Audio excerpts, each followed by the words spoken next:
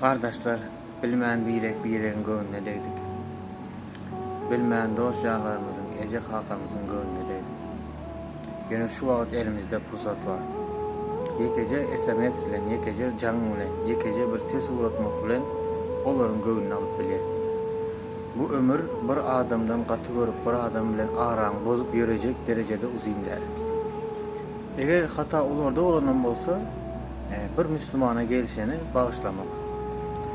Şeyle deyip fikir edeyim. Siz näde seyrediyorsunuz? Gelin oylap görelim. Kim bilen näme meselede tartışan olsa öz kardeşlerimiz bilen aramızı düzelim. Hiç vaqtam günahını diňe olarda değil de özümizden hem aktarıp görelim. Şonda durmuşta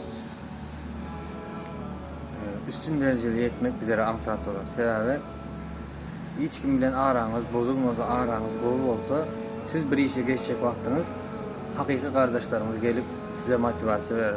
Öyle kardeş birinci gezek mengzemese de, ikinci gezek mengzemese de yokma mengze durma, sinanç, hoş gelme deyip sizlere destek olur. Şoň için öz kardeşlerimiz bilen, mümin doğumlarımız bilen aramızı gowy tutjak bolayıp. Çünkü bu dünya birinden gaty görüp, ya onu bilen gürleşmän, onu görende başka köşeden geçip görer ya uzynda.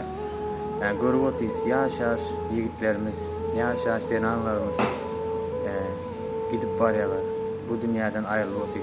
Belki bir gün, şu gün bizim başımıza gelip biler. Şu gün ya da eğer bir kimin näçe yaşayacağını diňe Allah Subhanahu ve Teala bilir.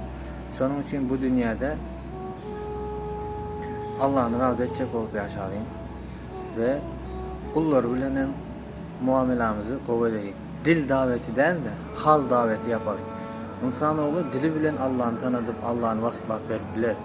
Yöne sizi hiç saat gürlemeyen durum, haramlardan uzak dursanız, bir gıygırında ya biri sizi haksızlık edende de seni Allah'a koydum deyip deyişini kısıp bilseniz, kıradan sizi göreyen adamlar gelip soğrap başlaydı. Dost sen ne için beyittin Şeyle sen haklılığın adiyse de sen çoğal aydarsın. Peygamberimiz Aleyhisselatü Vesselam aydıktır. Eğer kaharın gelende Allah için çok kaharın yenip bilsen, sana 2 cennet var diye aydıktır. Benim şu hadise eşlerim için şuna uydum diyseniz, olayım has gowy davat öyle ve olu adamın kalbinde Allah'a olan sevgi, namaza, gowy amallara olan sevgi oyunup başlayın. Gelin birimizin Allah'a olan sevgimizi, ibadetlara olan sevgimizi arttıralım. Esselamu aleyküm.